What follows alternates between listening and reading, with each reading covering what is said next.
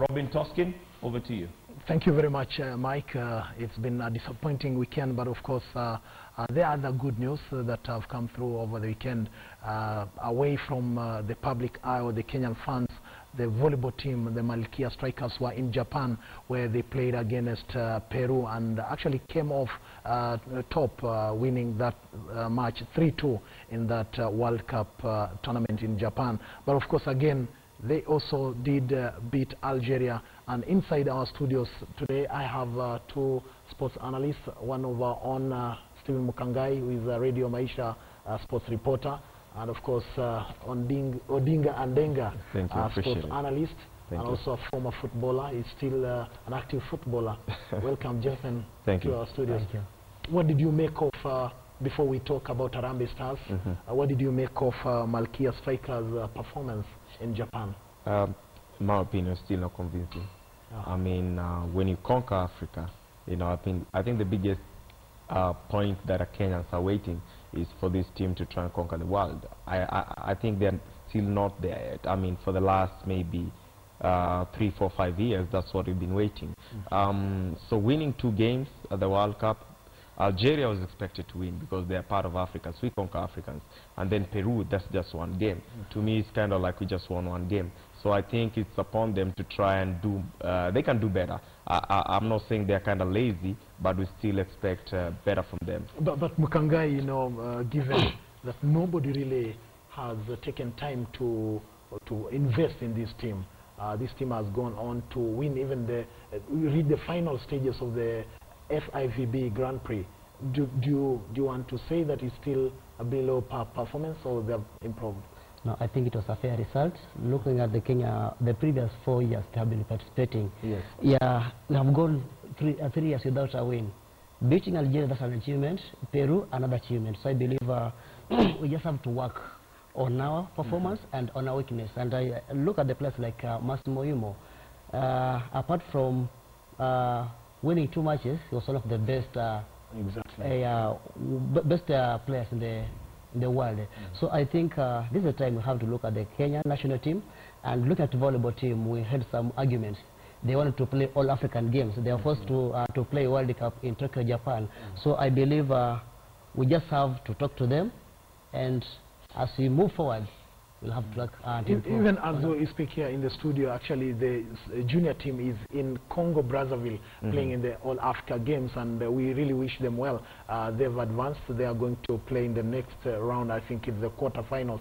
But then let's move to rugby. There was also history made yesterday when Nakuru RFC won the National Sevens Rugby Series, despite finishing 4th in the Kabeberi series leg. What did you make of Nakuru's win? I expected that. If Nakuru didn't win, I expected Kakamega Homeboys to win. Because, I mean, look at the teams, how they prepare. I mean, if you ever gone to Nakuru, see how they prepare for their games, see how they treat their players. I mean, with good preparations, you pay them well, you expect them to win. So I don't think it's a fluke that they won. We expected them to win. If they didn't win, then I expected Kakamega Homeboys to win. It's been a gradual development, Mukangai, given that Nakuru RFC has also won the longer version, the 15th rugby in 2013, and then they retained it last year. Does it also surprise you that there's that kind of development in that team? Yeah, it calls for teamwork. Look at their squad, they have been together for a long time. Their management and technical bench. Yeah. Look at their sponsorship, they have been doing well. So I believe in terms of teamwork,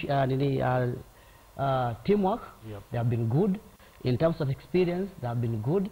And in terms of preparation, so I believe they know every team on how to tackle them before the match or before the game. And I think look at their players in the national team, they're playing. I believe it also an added advantage to their side. There could be fresh blood in the national sevens team, which is yet to be constituted, but then we are heading into the Rio qualifiers, November 14th to 15th. Do you expect Nakuru players, to dominate the national team? I don't expect them to dominate, but I expect a couple of their players to be in the team. When you talk about rugby in Kenya, we have a vast of talent. It's just a shaming that the administration currently, with Felix Ochieng and Sewe out, I mean, we don't have like a coach that we can call a coach, So I think the politics should be set aside at the federation's point of view. And then when you set the politics aside, try and concentrate, because, I mean, it's not a guarantee that we'll qualify for Rio. You might be surprised that we're not going to qualify for Rio. And if we're not going to qualify for Rio, it's because of the politics, not because we don't have talent, not because we don't have potential. Is there a chance that Gibson Weru, the Nakuru RFC coach, will step in to become the national team coach? There is a chance that he can do that, but again, like I said, the federation is all about politics. That's the problem. We have to give these coaches on merit. I have problem with these foreign coaches come here and they get paid millions of shillings for what? Nothing. Try a local coach, give him on merit. I mean, if you get a local coach there, and we can get somewhere. To the bigger problem now, the Harambee Stars having lost 2-1 to Zambia yesterday in the African Cup of Nations qualifiers in Group B, and put that in the context of Congo-Brazzaville beating Guinea-Bissau 4-2 away in Bissau yesterday. Harambee Stars, you guys were behind the mics, you saw the proceedings on the pitch. I'd like Mukangai to start first, because I don't know. He might punch me in the face when I say something. Is it that he's too patriotic and you're not?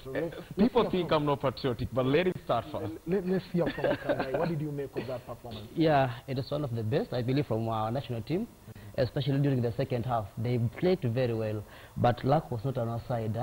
I believe after scoring our first goal, we relaxed a bit, and the defense was flat-footed. Looking at the likes of Mandela, Brian Mandela, and Olumu Lawrence, I think we lacked coordination. We didn't have coordination. Then also, Origi failed to command the defense. Look at the second goal. In fact, he was out of position, and he lost some concentration. So I believe, I think we can blame our players. It was just a matter of luck in the field. You've just mentioned Origi, and after that performance by Boniface Oluoch in Brazzaville, everyone else said it's time we brought back Arnold Origi. He came, and we saw the performance. Do you want to say that the fans were wrong, those who are calling for Origi's inclusion? Not wrong, but I think yesterday his performance was not good enough, because he's one of the best goalkeepers. The last game, I believe, he was in the post Kenya playing against Uganda Cranes. That is 2012. Yeah. He was one of the best goalkeepers. On a weekly basis, you see them play, so you know they're already fit. So when we talk about preparation for 4 days, it's about game plan. Dennis Oliech, did it surprise you that he started the game and he played almost 66 minutes? Without a shot on target. I believe it was so disappointing. Oliech was about to leave a legacy in the Kenyan football. But I think the moment he said that he was retiring, then he was called back. That was the end of him. Yesterday. But do you know why these players come back? Do you know why these players come back? They come back because most of these players are unattached. They come back to up their statistics. So I don't know what's happening between them and the federation, but if a player now unattached... The federation, is it? You started talking about the coaches. Exactly. The coaches are being hired by the federation. Yeah. Exactly. Look at even the selection of the team. It's all wrong. We got it all wrong. Look at the midfield. That's where the problem started. Because we had Paul Were and Ayu Timbe playing like wingers. So they were way wide apart. But we had Colin Sokoth and Victor Mugubi as the two holding midfielders. But then, I mean, when you're having a player like Colin Sokoth playing for almost an hour with only 3 complete passes, I mean, it tells you something about that. We saw Paul Were, the first 20 minutes, he had tremendous contribution. We saw him take on the Zambian defenders, but then he pulled out because of a suspected hamstring injury.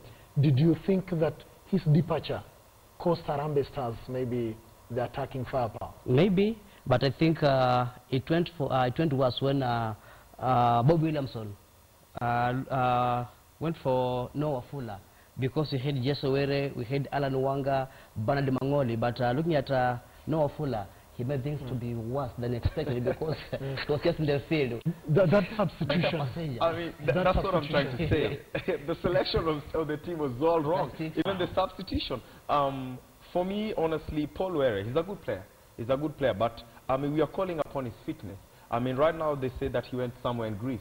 I mean, are we making a follow-up to make sure that in Greece he's playing? Because when he's fully fit, this is a player that can deliver. But when he can only show up for 20 minutes, then there's no use of using him. You know, you'd rather call another player who can, you know, you can use him for more than an hour and show up for the game and play well. He's a good player, but his departure cost the team because I'm calling upon his fitness because I don't think he was fully fit. Alan Wanga also came in and the fans were like, where has he been? He's moved to Azam, but he's not even sure fit. About his he's never even played a game for Azam. For Azam, in fact, he's not fit. They're all unfit.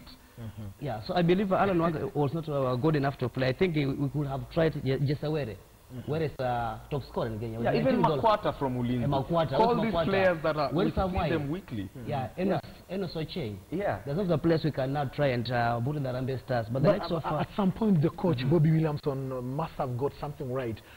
Withdrawing Colin Sokoth, bringing Joanna Omolo, and we could see some calming in effect. my opinion, Joanna Omolo would have started that game. Because we are talking about, he's trying to use two block midfielders. I mean, tactically, I'd rather use Mugubi Wanyama only and try and use Omolo up front because the central midfield lacked the creation of passes. Because once you get the passes, I'm not going to blame Dennis Oliech, honestly. You know why? How many passes got to him from the midfielders? At one point, he got so furious with Mugubi Wanyama and he was asking, why are you not passing me the ball? I mean, as a forward, what do you expect? You're supposed to feed him the ball. So when we feed him the ball, the right passes, and then let's see if he can get a shot on target. But we're not going to blame him and say that he doesn't have a shot on target while you're not passing him the ball. So where are these shots on targets going to come from? We all know Zambia is a good side, the 2012 African Cup of Nations champions. But then they were not at their best, but still they got that win. Would we come down to the defense as having been the problem, Mukangai? Yeah, I believe, but looking at Zambia, they have almost 9 or 10 players who were in the national team when they won last African Cup of Nations. Look at goalkeeper Kennedy Mwene and the likes of Stopila Sunzu, Nathan Sinkala, Chisamba Lungu. They played Mbesuma, one of the best players. Looking at his career record, he was he has also played for Portsmouth, you know, in English Premier League. So it's one of the players you have to look at. And ask yourself, look at the second goal. Mandela with Chisamba Lungu. Then where was Lawrence Olum? Where was David Owino? They gave him time, Mbesuma, and he had a lot of space to look at Arnold Origi, though he was disorganized in the post. So I think in terms of experience, Zambia were the best. Was that, can we say there was tactical indiscipline on our side? Definitely. I think the problem started at the midfield. Look at the first goal. It's a throw ball that comes in. The passes are made at the center mid. So we are talking about the two holding midfielders. Where are they? Because they're supposed to clean the dirt. Where are they? I'm not going to blame Brian Mandela. He did a good job. He did a good job when he's trying to press your defender off the ball. But then Lawrence Olum, lackluster. You know, even the second goal, lackluster. Because even the academy football, I remember when I was like 10 years old, the first rule you're being told by a coach when a defender, never show your striker your back. He showed him the back, so what do you expect? Never show your striker your back. I mean, this is a national team. It's not even an under-12 side. This is not a youth team. We saw that with David Owino versus Rainford Calaba.